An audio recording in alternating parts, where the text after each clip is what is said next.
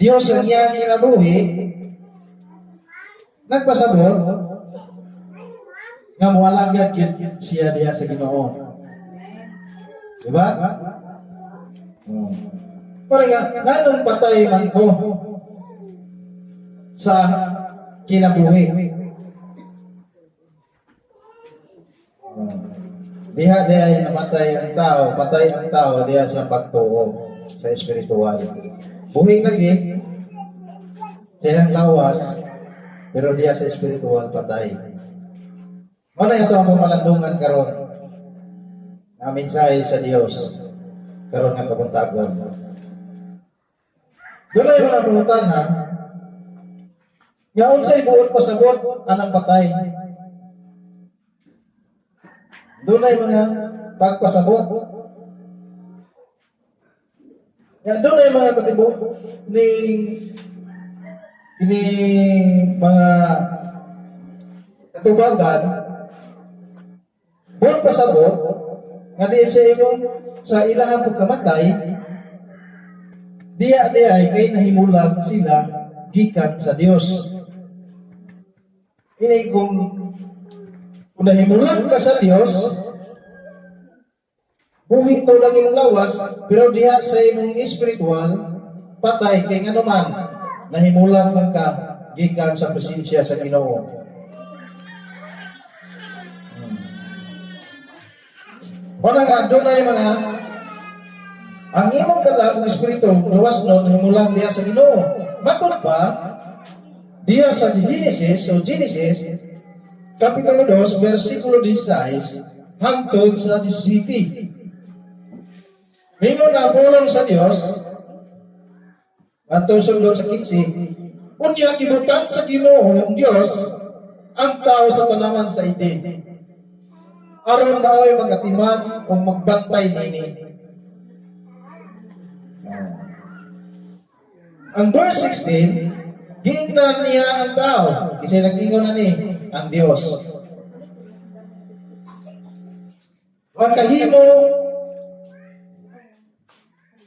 Makahimo ka pagkaon sa mga bunga sa tanang kahoy sa tanaman.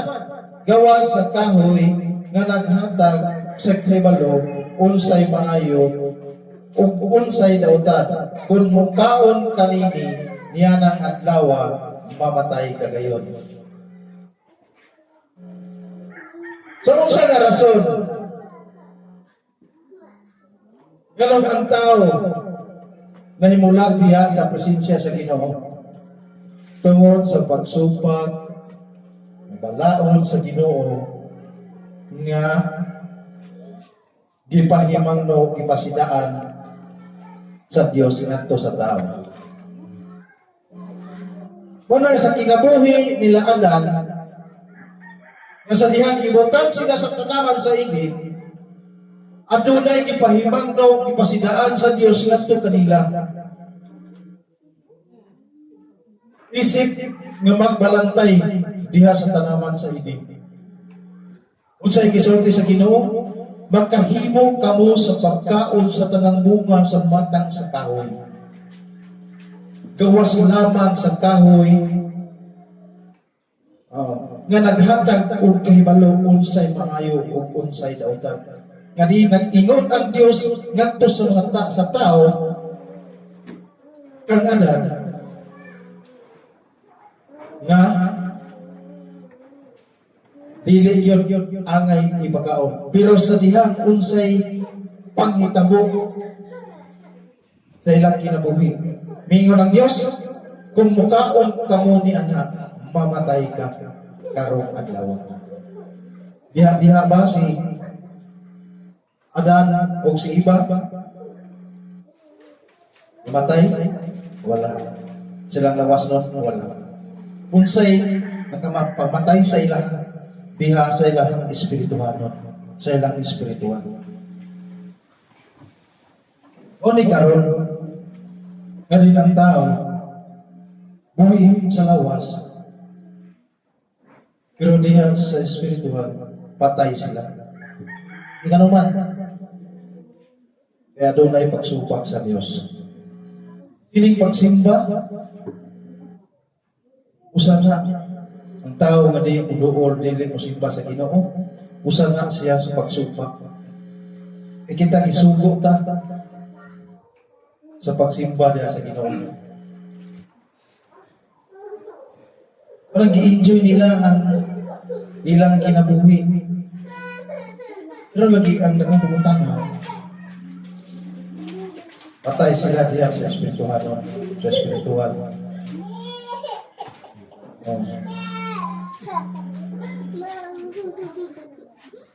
Ang mukhaon kanini, niya na adlaw mamatay ka ngayon. Wala mamatay sa physical sa laadan o simba sa diyan. May kaon sila sa mga bunga sa kahoy. Ano, ipapahawa sila sa tanaman sa idin tungod sa pagsupak sa gipahimangno sa Dios ngadto kanila. O to'y pahimo nila sa pagsupak sa Dios. Una nga, usang na ini timailan nganong ang tao makasala diya sa Ginoo, kana man ang pagsupak nga unsay ipabuhat sa Ginoo, unsay mga pahimangno, mga pahinumdom sa Ginoo, nya supakon sa tao, muna'y usa nga rason nga makasala ang tao. Bisan sa atuwa, bisan kita nga nalagad sa Ginoo, dili nga ingon nga nawala tay sala, naatay sala. Magkasalata sa hunahuna, sa bulong, sa buhat. Salata. Pero, sala lang sa dili ingon nga sala nga intentional nga sala. Dili parehas nila ni iba, unidad, nga bisan og ipahimangnuan na sila sa Ginoo, nga dili ipakaon, ikaon gid sila. Walay mga pahimangno nganong ang tao nga din ang ilang kalag ug espiritu ug lawas na himulag sa Dios tungod sa ilang pagsumpa sa balaod sa Ginoo. Buhiton sila lagi pero ang ilang kalag ug espiritu tao karon mao gyapon. Ano yung mga katubagan?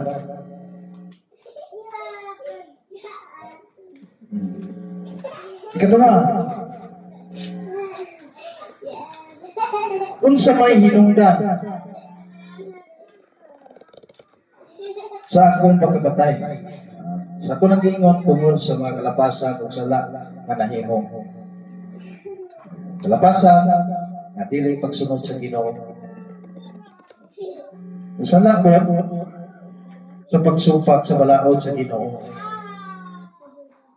Dini sa kalibutan, unsa may hinungdan nga nang mapriso ang tao, nga nang mamatay po ang tao, tungod po sa pagsupak sa balaod sa gobyerno.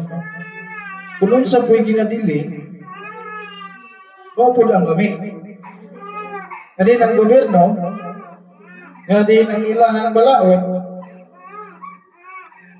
dinhi sa atong paggobyerno, nga ayaw ka mo pagpatay, ayaw ka mo pagpangawat, ayaw ka mo paghimo o dili maayo. Ang saon man nga muhimo man o dili maayo. Mao na hinungdan nga ang tao musumpak sa balaod sa gobyerno. Mao pud ang tao nga misupak sa balaod diya sa Ginoo. Wala sala.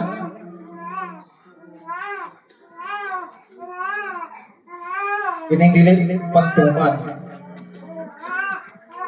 Bisan sa atong mga ginikanan kaniadto, doon na yung mga suko, balaod sa atong mga ginikanan, usay dili nato patuman. Usay na nga makasalata. Diya sa ito ang taunganon sa itong mga ginikanan. Pero ang Diyos, boy kuya, kung makasala kita diya sa Ginoo. Eh, musilot magining Ginoo. Ubahangtan magining silot. Ang tao nga makasala kundi sa balaod. Musilot po ang atong gobyerno. Magdipindi kung unsa ang imong sala nga nahimo. Karang dili pud mo sangkot sa kamatayon. Pero ang Dios makasala ta dito sa Ginoo, ang musangkot gina sa kamatayon, diha kamatayon sa espirituhanon, espiritual na kamatayon. Dali na atong kalag, wala na kinilom na. Ato atubangan sa Ginoo. Maray katulo. Unsa may resulta sa akong pagkamatay? Ani, sa dihan ng tao nga masinupakon sa Ginoo, unsa may resulta? Dili na ta makapuyog, uyog sa Dios, o sa langit, ug adto padulong sa impierno. Manay ikumparar sa diyang tao nakalapas, nakasala diya sa Ginoo, ningon nga dili na ta makapuyog sa Dios sa langit. Ang ano man, tungod sa sala, kay wala man muundang sa pagbuhat sa sala. Sala nga wala pagtuman sa suko o balaod sa Ginoo. Dili na ta makakuyog sa Dios sa langit ug adto padulong ang tao ngadto sa impierno. Iyatang silutan sa Dios ang tao nga wala magtagad ngadto sa Ginoo. Matod pa ang pulong diha sa ikaduhang Tesalonika kapitulo 1 bersikulo 8 hangtod sa 9. Duhang Tesalonika atol pa pulong sa Ginoo nga din unsa may resulta sa akong pagkamatay ang wala pagtuman sa sugo sa Ginoo. Ikaduhang Tesalonika kapitulo 1 bersikulo 8 hangtod sa 9. Nga din ang dili na magapuyog ang tao, puyog sa Dios ato sa langit. Basa padulong ang tao nga dili na magapuyog sa langit, ug dili na magpuyog sa Dios, padulong ngadto sa impierno. Muni ang gingon ng pulong sa Ginoo. Buani siya uban nga nagdilaab nga kalayo. Aron sa pagsilot niadtong wala muila sa Dios, ug niadtong wala modawat sa maayong balita. May tungod sa atong Ginoong Hesukristo. Anak diay tao nga dili matinuon, wala may dawat sa maayong balita, mga pagtulunan nga gikan dayon kang Ginoong Hesukristo. Asa padulong? Muani ang Dios uban sa nagdilaab nga kalayo aron sa pagsilot niadtong wala muila sa Dios. Silutan diay sa Dios kadtong wala muila sa iyaha.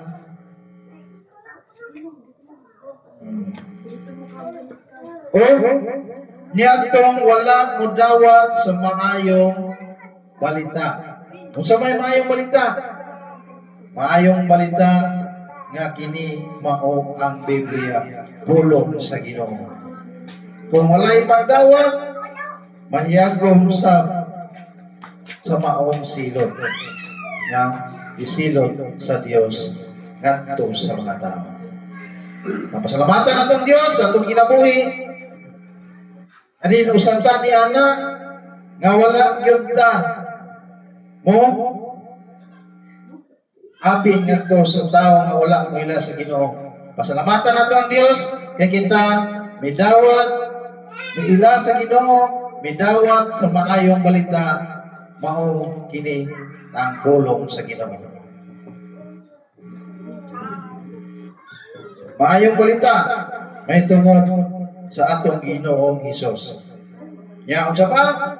Ang verse 9, magantos sila sa silot nga mao, ang walay katapusang pagkalaglag, o ipahilayo sila gikan sa presensya sa Ginoo o sa iyang mahimayahong gahom. Kung ang tao wala na relasyon ngadto sa Dios, kung ang tao wala na muilas sa Ginoo, ipahilayo na siya sa presensya sa Ginoo.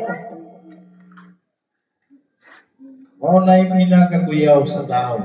Kadto mga tao nga wala na muila, wala mo dawat kang Ginoong Hesukristo, ngayon nga Dios, maabot ang panahon nga mahitabo yun, nga mag-antos yun ang tao sa silot nga walay katapusan sa pagkalaglag. Unya, ipahilayo na sila sa presensya sa Ginoo.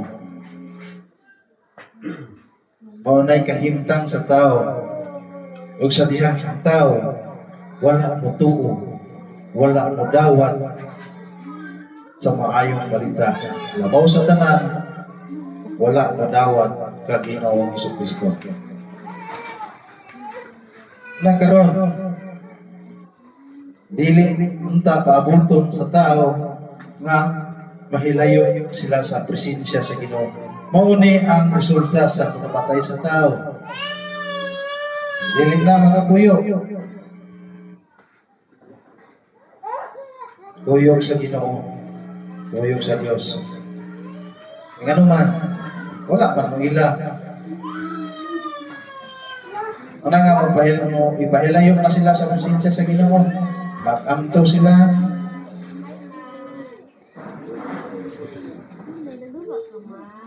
Sa maong silot. Silot nga walay. Walay katapusan. Ipahilayo na sa presensya sa Ginoo. Ikaw pa, unsa may akong buhaton aron mabuhi pag-usab gikan sa akong pagkapatay. Ang tao mangita ta kumaagi sa dihang nga nahilayo siya sa presensya, nahilayo siya diha sa Ginoo.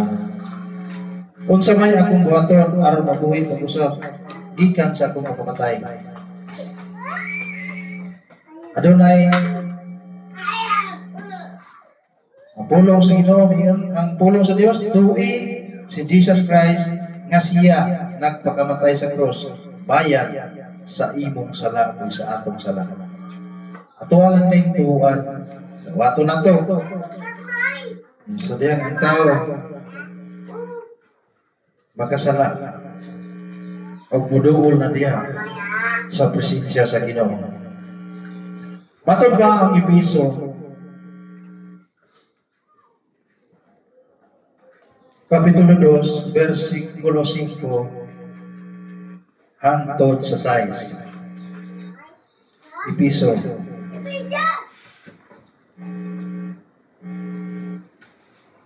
Cinco size. Matod pa, bisan gani nga kaniadto patay na kita sa espiritu.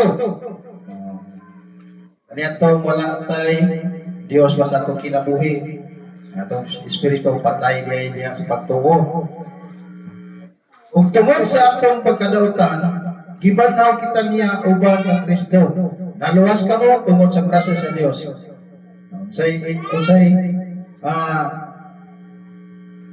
Unsa ta kaniadto tungod sa atong pagkadautan, gibanaw kita niya uban ng Kristo.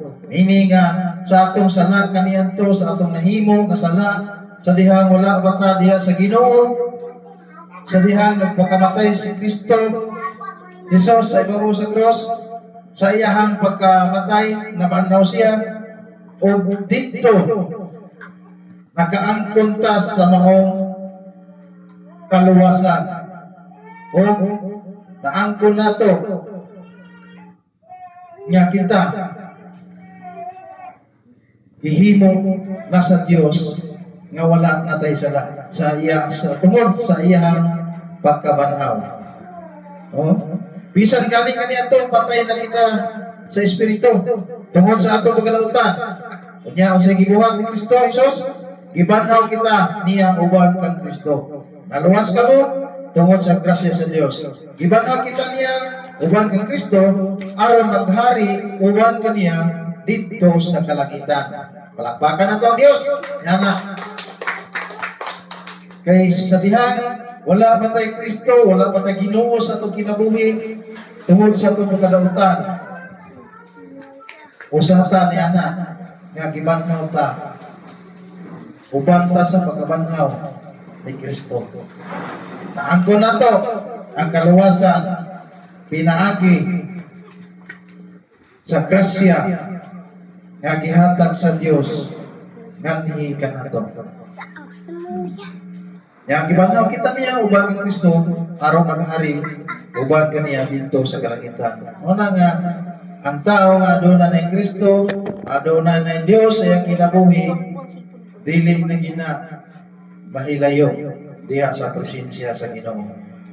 Tungod kay nag-aalagad siya, nagatuo siya, gidawat niya si Kristo sa iyang kinabuhi, ug nagkinabuhi na po ang tao diha sa pagka-Kristohano.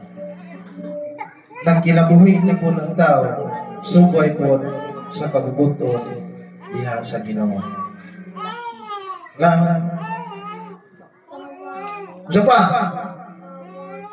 huwag yapon na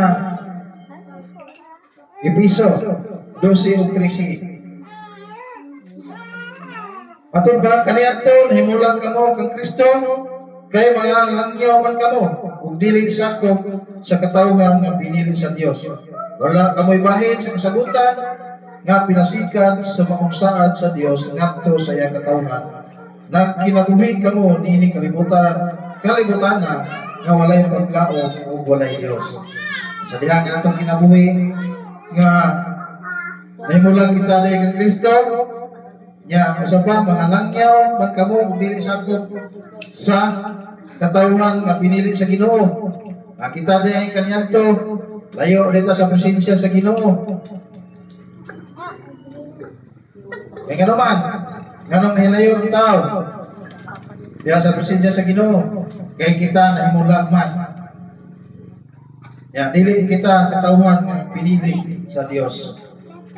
Pagkaron, salamaton ta, kay kita, usana ta, nga gipili sa Ginoo, nga iya na ta katawhan. Kaangkon ta sa maong kinabuhi nga walay katapusan. Nya apan karon na. Apan karon nahiusan na kamo kang Kristo Jesus, kamo kaniadto layo sa Dios, karon nahiduol na pinaagi sa dugo ni Kristo. Ngano unsay nakapaduol nato? Sa dugo ni Kristo. Asa dapit? Sa iyang pagkamatay, pag-ula niya dito sa ibabaw sa krus. Sa diyang pag-aga sa dugo ni Kristo, atong kinabuhi kaniadto usata ka masalaykod apan karon nga kita na iusa ningon ang pulong sa Ginoo apan karon na iusa na kamo kang Kristo Jesus. Kamo nga kaniadto layo sa Dios karon nahiduol na pinagi sa dugo ni Kristo. Mga ato alang yung tubuan si Jesus. Si Jesus Christ, tubuan nato. Wato nato sa tubok si kasi nga siya gyud ang naghatag kanato. Imuhatag kanato sa kinabuhi nga walay katapusan. Ug siya po ang naghatag kanato nga mapasaylo ang ato mga sala kalapasang nahimo diha atubangan sa Ginoo. Tuhuan na nato, dawaton nato si Jesus sa atong kinabuhi. Sa pa, sa katapusan. Sige na. Unsa may mahitabo kung putuo ko. Ano yung mga pangutana? Unsa day mahitabo kung ang tao magbiyak sa sala, magbiyak sa dautan ng kinabuhi. Unsa day mahitabo niya kung putuo siya. Makadawat siya o kinabuhi walay katapusan, kinabuhi dayon. Unsa diha ang tao putuo o kodawat diha kang Kristo Jesus. Baton pa ang pulong sa Ginoo diha sa Juan Kapitulo 3 versikulo 15. Juan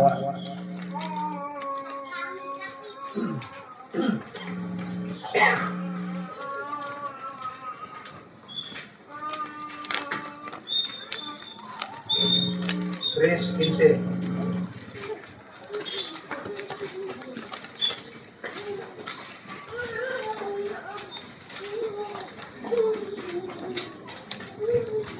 Patun ba pulong sa Dios? Unsa may mahitabo kung motuog ko, makadawat ka o kinabuhing dayon. Kini pulong ini sa Ginoo. Matud ba aron ang tanan nga motuog kaniya makabaton og kinabuhing walay katapusan. Simple ra kayo ang pumagi sa Dios. Sa dihang ang tao nga naulipon pa diya sa sala, o sa dihang ang tao moduol na diya sa Ginoo o motuo diya sa Ginoo, unsa may mahitabo ngadto kaniya.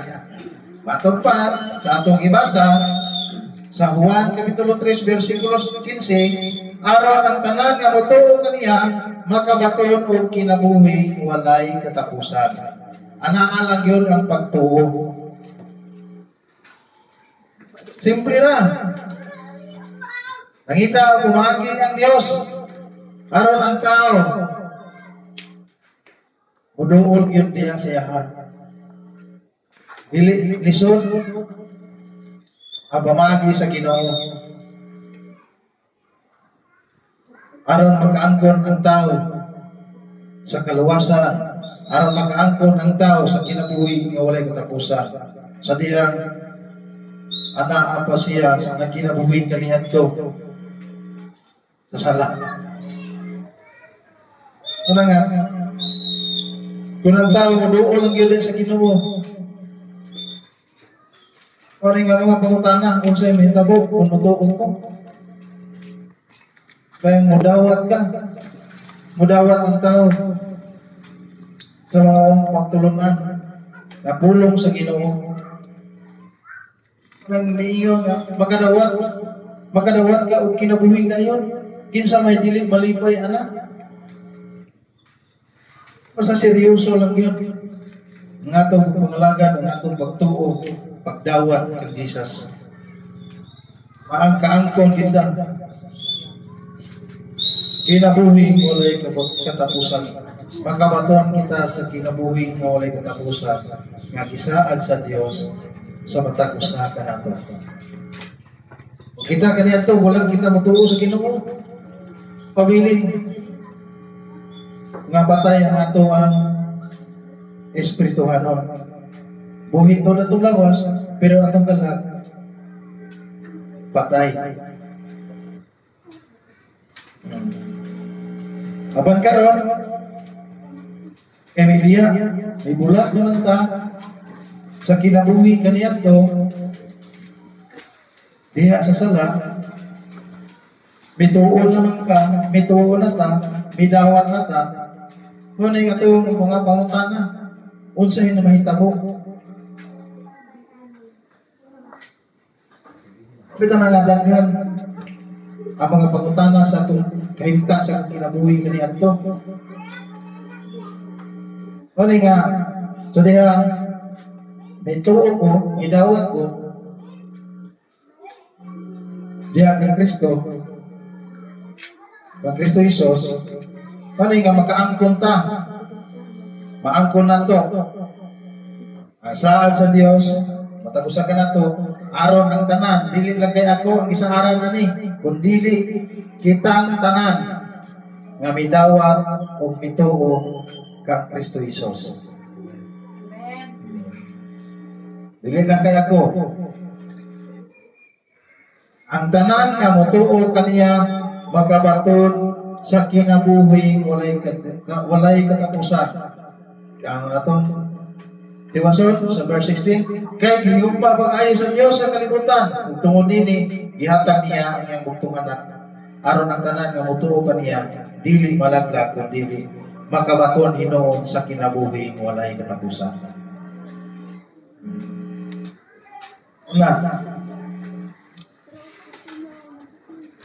Manangat, dawaton lang ginato, tuhuan na to si Jesus sa atong kinabuhi.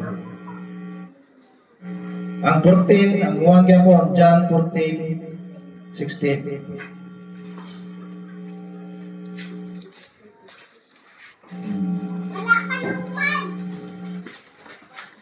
Mangayo ako sa amahan o hatagan kamo niyang laing magtatabang aron makiguban kaniyo hangtod sa kantoran.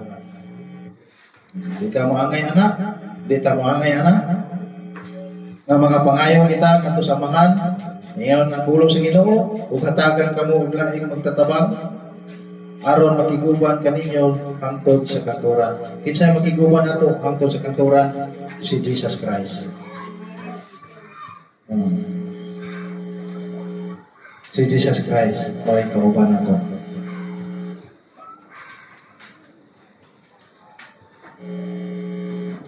Conclusion. Kung mutuo ka ni Jesus Christ sa imong lawas, karon sa kinabuhi, kung sa Espiritu o sa Kalab, mabuhi na makikuban na ang Diyos sa langit sa walay katapusan. Manang atong gawaton, mutuutag ang Jesus Christ sa atong kinabuhi. Kung wala tayo pagtuo, wala. Dili kita makiguban nato sa Ginoo.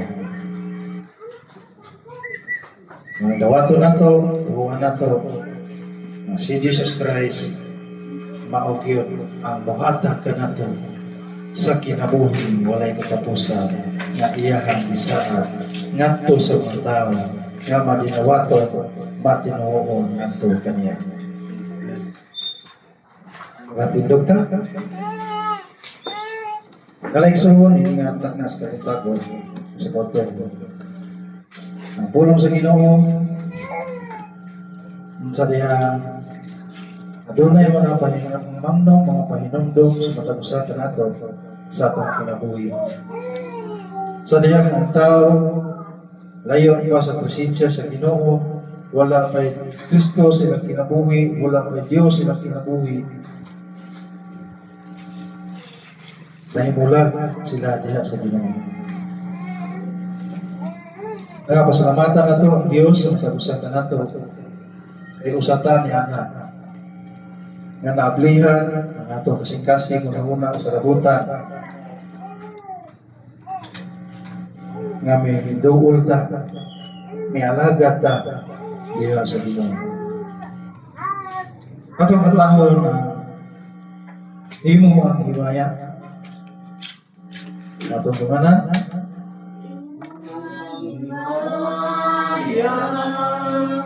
o kadungkanan ibatas ang kamot sa pagsimbang ngalan mo ay kunko imo ang himaya o kadungkanan ibatas ang kamot sa pagsimbang ngalan mo ay kunko gamanan ka milagroso ka nga Diyos walay sama kanimo walay sama kanimo gamanan ka Ginagos ka nga Dios, walay sama kanimo, walay sama kanimo, walay sama kanimo. Labing kamanan o balaan o pahigugmao ng mga Diyos. Nagapasalamat kami kanunay kanimo mahal sa inyong pagkamayo, maghihatag di mo kanamo sa matagusan ng kinabuhi. Luyos sa among pagkamasalaypon diha sa imong tubangan Ginoo. Apan salamat Lord ng Jesus Christ.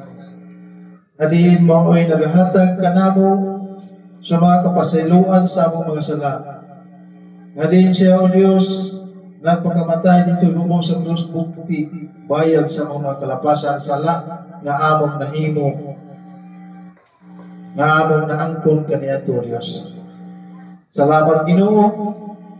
Adin ikaw nagpangita ang mga pamaagi Ginoo aron ang imong mga katawhan Ginoo uduol diha sa imong presensya, sa balaan mong presensya Ginoo, ug mualaga diha kanimo Ginoo, ug mutuo usab diha kanimo Ginoo. Ang tanan nga midawat ug mituo diha kanimo Ginoong Dios, makabaton gayud sa kinabuhi nga walay katapusan nga imong gisaad sa matag usa kanamo Ginoo. Busa Lord, amo kining nawaton, amo kining turuan, ug amo kining ikinabuhi sa matag usa mo kasing-kasing una-una ug sa labutan Lord, nga dihin ang imong tulong Ginoo may tisok sa matag usa kakasing-kasing Ginoo. Amo kining dawaton tuhuan nga ikaw nagpaula sa imong dugo dito iubaw sa krus. Bukti bayad sa mga kalapasan nga Ginoo. Salamat Ginoo. Adin anto di mo rasa ang imong pulong Ginoo padayon nagapahinumdom sa matagusan mo kinabuhi. Ang imong pulong Ginoo padayon kini nagasulti, nagapahimangno, nagatambag kanunay kanamo mahal. Usa Lord, siliwi kini nga dili kini mahimo mukawa mo labay sa matagusan mo kinabuhi. Ug ikaw padayon usab Ginoo mga panalangin sa imong mga katawhan karon nga niya nagasimba, nagatuo diha kanimo Ginoo. Adin maangkon namo o Dios. Gasa nga imong ihatag nga ni kanamo. Lord, padayon ikaw Ginoo nga magaling-on, magadasi kanunay kanamo sa tanang membro nini nga simbahan sa Poroxais Kaputlo General Baptist Church sa San Miguel Ginoo. Padayon ikaw Ginoo mga panalangin sa tanang katawhan. Abaw sa tanang Ginoo sa imong mga kanakan nga niya karon. Andi nagatuo, nagasimba diha kanimo Ginoo. O among mga pagampo diha kanimo mahal. Nga din iway mo kami Ginoo sa umaabot ng mga katalagman o Dios. Ikling kami kanunay Ginoo. Sayod kami Ginoo Dios, ug nasayod usab ikaw Ginoo sa matagusan ng kasing-kasing mga una o walay matago diha sa mga tubangan Ginoo. Salamat Ginoo sa imong pagkamayo. Salamat usab Ginoo sa imong pagkabuhaton sa matagusan ng kinabuhi. Ug kini tanan ako ginatugyan ug ginapasalamatan mo ikaw Dios sa pangalan ni Kristo Jesus nga among Ginoo, Dios ug manluluwas. Amen ug amen. O palakpakan natin ang Diyos.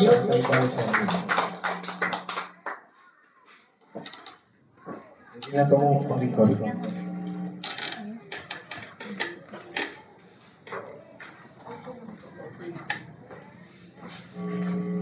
Amen. Salamat sa tulong sa Diyos, no? Nga